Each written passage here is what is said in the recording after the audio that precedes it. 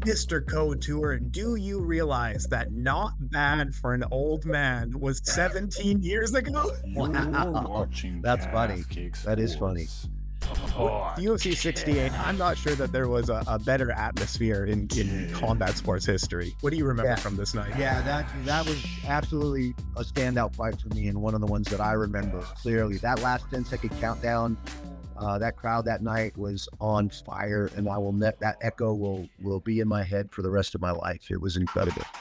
No, Big and it's Tim me and Tim are good friends to this day, and I see him. I do a charity ride up in Quad Cities every summer, and Tim comes out. We do some guest bartending and some stuff together, and he's a great guy. I'm happy that he's doing very, very well.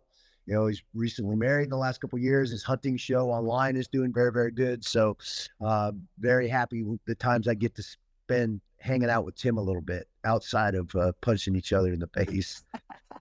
No, and I think that's the model for most MMA fighters. And you were one of the trailblazers on that of like, you should have an MMA career, but really you need to be investing outside of MMA into something else. You need to be finding other products. You need to find other stuff. Tell me a little bit more about this. Well, I think fighters are very egocentric. That's what makes us good at what we do, and our ability to walk up in a cage and be in that vulnerable state and put it all out there. I think that there's something very egocentric about that. And getting fighters to look outside, look at the bigger picture, recognize that they are building a brand, that they have a short, probably 6-year window to make this kind of money as a fighter. You better figure out ways to make it work for you down the road when you can no longer walk those 4 steps up into that cage and do the job. That's the truth of the matter. Now I stretched that 14 years, you know, that I think that's, you know, and we're seeing some athletes now that are taking it farther than that. I mean, Andre Arlovsky's still getting in the cage. Yeah. It's been 29 years, I think. I mean, that's insane, amazing, and still competing at a very high level. So, you know, there are anomalies. And I fought till I was 47. I think you're seeing across the board athletes in all sports compete at a much higher level and get more out of these bodies because of the science of athletics and how much better we've gotten at training smarter, taking care of these machines, because this is the only one I'm going to get. It's got to last me forever.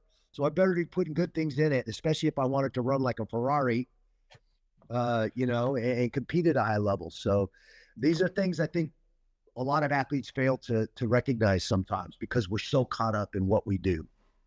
Oh yeah, and one thing that's very impressive for you is that you had years and years in athletics, decades in athletics, and then you're still adjusting the diet because correct me when I'm wrong, but you do intermittent fasting and of course no processed food, which makes sense. But tell me a little bit more.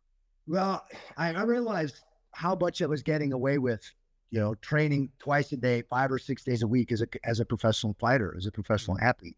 I could pretty much eat and do whatever I wanted. Now I still try to put good food in the car, in the vehicles, because I want it to run well and run long and hard and all of that stuff. So, and recognizing that, you know, this sport especially, you're going to get out of it exactly what you put into it. So you better be putting good stuff into it. And then I realized, you know, I couldn't get away with if I continued to eat the things I was eating when I was training 6 days a week after I retired, I'd be a fat bastard in a very short amount of time. That's the truth of the matter. So I had been exposed and was kind of accidentally doing the intermittent fasting because I was so busy. Right. And I'd be 3 o'clock and I'm like, oh my God, I'm starving and I forgot to eat. I haven't eaten today. And so Dr. John Fitzgerald was a guy I was using for supplementation and blood chem panels when I was fighting and being tested all the time. And so I'd walk a fine line there, right? TRT was allowed for a little while. I never did it, but it was allowed for a little while. Some guys jumped all over that loophole and then they closed that loophole. And I'd always chose to put natural supplements in my body that were going to force my body to produce more free testosterone and testosterone so that I could compete, recover, and rinse and repeat. And the intermittent fasting was something I'd been exposed to. The same guy, Dr. John, wrote a book about that, The Truth About Fat. It was a very small book, but it was all these tests, because obesity, certainly in our country, is a huge issue. Mm-hmm. And so they're trying to get to the bottom of that. What's causing that? Well, what comes out of that is all this 5 and 6 meals a day and all these things that came from bodybuilding. And I mean, how did they become a symbol of health and wellness in our society? Because there's nothing very healthy about the lifestyle these guys live. Now they look impressive, but outside of that, they're not terribly healthy in my experience. So how did they become a symbol and set the bar for all these sorts of nutritional guidelines and things that so many of us bought into? Is really interesting. The intermittent fasting there's a whole cascade of hormones that happen in the fasting period. I eat in a 6-hour window, usually from 2 to 8 is my window to eat food, good, solid, whole foods. Try to eat good food still, good stuff that's good for you, that's not processed, that's not made to last on a shelf for 3 to 6 months. You know there's things in that are not good for you. Yeah. And where so many of these diseases that we're struggling with now as a society and as a human are coming from is this GMO processed bullshit foods. They're putting it in everything. There's over 100 of these foods that didn't even exist 100 years ago. And there's 100 diseases now that also didn't exist 100 years ago. You think they're correlated? I think they are. Yeah. So the intermittent fasting thing was a simple thing for me because I have a busy lifestyle anyway. And it's so easy. Once you get in the groove, that first 3 weeks is tough. Oh, yeah. We're creatures of habit. Yeah. We go to the bathroom at the same times. We tend to sleep at the same times. We tend to eat at the same times. So your brain starts chattering, saying, oh, I'm hungry. I'm hungry. What are you talking about, dude? You just ate a big dinner last night. You're not starving to death. You have to reset your habits and learn and train yourself to only eat in that 6-hour window. It's actually a pretty easy thing to do if you knuckle down for a couple weeks. And now I've eliminated a bunch of calories from my week. There's this whole cascade of hormones that happens in your body in the fasting period. Mm-hmm. You metabolize all these stores of fat to use as energy in the fasting period. And the next thing you know, you're walking around leaner, feeling better, more energetic when you're eating less and trying to eat good food. It's pretty simple. It's not rocket science. Unreal. But like you said, it's creatures of habit, because I hear this stuff and I think I wake up and immediately I'm hungry. I wake up and immediately I need that cup of coffee. It's hard to change habits after this long. It absolutely is. Yeah. But you said one thing there and talking about TRT. During that era that we saw like Vitor and Dan Henderson doing TRT, they were like an ad campaign for TRT. Like I was thinking as like a 17-year-old at the time, like, I got to get me some. They look good. And as a 17-year-old, you should never need it. I know. I mean, your body should be producing it already. But what's going on? We've got hormones and all this water from our water sources.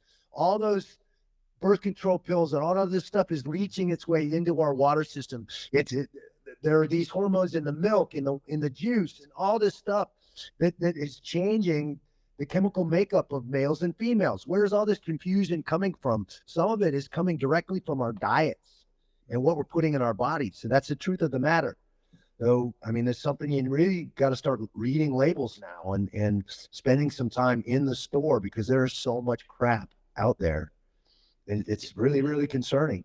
And they're trying to push that even further now. They want us to eat bugs and all this. So I'm like, no, I'm going to eat good whole food and good meat. And but you got to admit, if a plate of cockroaches is going to have less processed food, it's natural, man. Who knows? I mean, it's protein. No, thank you. Yeah, it's great. Yeah, it's his habits of like, I don't know, one day maybe my kids, not me. Yeah, I mean, what was that Ed Harris movie where they were stuck on the train, and the climate had completely changed on the planet through all these, Was it Snowpiercer? Yeah, it was Snowpiercer. Yes, a very, very interesting film, and certainly a dystopian future that I hope we never see. But I mean, look where we're headed. It's pretty crazy, honestly. So there was some really interesting things in that movie. From the bugs they were forcing all the people in the back cars to eat, and the way all the people in the front cars were all living, the caste system and dichotomy that existed on this train is a microcosm of our societies on this planet. And, the chemtrails and all this stuff, they screwed up the environment so that they had to stay on this train or they would literally freeze to death if they stepped outside. So I haven't seen the movie. I've got to see it. Very interesting movie. Very interesting movie. All right, I'll check it out. But I mainly wanted to talk to you because you and I were talking a little bit at PFL versus Bellator there in Riyadh. And since then, there's been like some confusion. And I want to get a little bit of clarification. So going forward, PFL and Bellator, what is kind of the structure that they're going to be looking at for the next few years here? I think you're going to see obviously this champion versus champion pay-per-view model was a huge deal and something that I think a lot of fans have been wanting to see for a long time. Certainly something I was pushing for back in the day, trying to make the Fedor fight happen with M1 Global in the UFC, which was never going to happen. But so it was really cool to see two huge organizations and their champs get to go at it. And boy, did the Bellator fighters show up. They looked great. Really did. And I think Impa's probably kicking himself in the ass right now because I don't think he realized how close he was to giving Johnny Eblen his first loss. Such a good fight, though. That was amazing. And maybe Johnny, didn't take it as seriously as he did halfway through that fight. So at the end of the day, a great night of fights. Renan Ferreira looked amazing. I felt for Ryan Bader. I've faced some 6'8" monsters like Renan Ferreira. They're always a challenge, tough problems to solve. But yeah, great night in Riyadh, and I think setting the bar, and a lot of those amazing Patricio Pitbull getting ready to fight in Belfast coming up, and defend his title in Bellator. So I think a lot of those marquee names like Johnny Eblen and even Ryan Bader. I don't think Ryan's done unless he wants to be done, but he's still an amazing competitor, a marquee name in the sport. And he's now going to have an outlet to continue to ply his wares and show his skills and make a living as a professional fighter, which is what it's all about. And I'm happy that they're keeping Bellator intact and continuing to let those guys compete on the names and the accolades that they've all built so far, and taking what Scott Coker did an amazing job of building and furthering that down the road. So that's how I think they're seeing it. That's going to be the top tier, the pay-per-view model. And then some of those fighters are going to feed the global animal, which is the regular season, the playoff, and the championship every year. And I think you'll see some of those fighters that maybe are lower on the roster in Bellator go into these regional promotions like PFL Europe or PFL Middle East, and now PFL North Africa coming next year. I think PFL Australia and PFL Latin America coming. So some of those athletes that maybe weren't marquee names yet, but were still very good fighters, will plug into these regional promotions and then feed into the global level at some point. So it'll be a 3-tiered system. The regional promotions feeding the global feeding the pay-per-view model at the top. It's as wild. Like, we've never had that in MMA, but it's not a foreign concept. Like, this is how the FIFA World Cup or the Olympics is structured. Like, the regional champions. Right. Yeah. Tony, a little more. The brilliance of Don Davis and Pete Murray, who took what was the World Series of Fighting, revamped it, had this idea to put MMA into a true sports format at the global level. And now now there's these regional feeders. They're going to feed that global, and that global is going to feed that pay-per-view. Those marquee names will transition to selling pay-per-views. It makes perfect sense.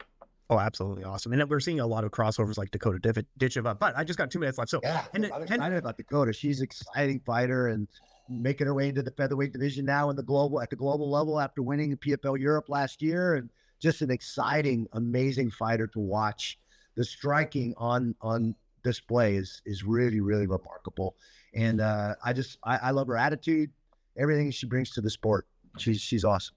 Oh yeah. No, absolutely. And I really, no, she's just incredible here. But I wanted to get your pick. One of your a gym alumni, one of your students, Francis Ngannou. How do you see him playing out against Renan Ferreira? It will be very interesting because Renan, especially now since he changed the top team and is kind of with Conan Silveira's tutelage, is really kind of shored up psychologically and physically some of the areas where he maybe let down in the past. He's not letting down anymore. And he's going to be very, very tough to deal with. Francis is definitely going to have to dust off that wrestling that he spent so much time developing to face Stipe and to beat Stipe in the rematch. He's definitely going to have to sharpen those tools and get to that kind of a style of fight to take Renan out of that area of strength and that athleticism that Renan brings to that cage at 6'8". Make him wrestle, make him fight off that fence, make him fight off his back. That's the way to approach a guy like Renan, for sure. And that's not going to be easy. No, easier said than done. All right, so we have Bellator coming up just on March 22nd, live from Belfast. I understand it's going to be an electric atmosphere in here, but we just got 1 minute left, sir. So please talk us on out of here. Yeah, well, obviously, Jeremy Stephens and Patricio Pitbull putting their titles on the line, the number one contender against the champ, the current champ. You got some amazing Irish fighters on this card, some of which are very unknown, Some are underdogs, but big favorites at the same time with the Irish crowd. It's going to be on fire. I mean, it's going to be something. I'm excited to see how that all turns out and how these guys do. There's still so many variables and so many unknowns there that make it fun and make it exciting. Obviously, in my opinion, Conor McGregor opened the door and shined the light on the talent pool and the fighter spirit that is in Ireland. And now these guys are getting an opportunity through Bellator and through the PFL to compete at the highest level. It's amazing to see, and look at where we are today, all over the world, opening up new markets, and from Saudi Arabia to places like Ireland. It's amazing, right? It's incredible. It really is. Hey, Mr. Couture, thank you so much. Oh, a great time to be in it. Appreciate your time, sir. Thank you, brother. Appreciate you. Be well.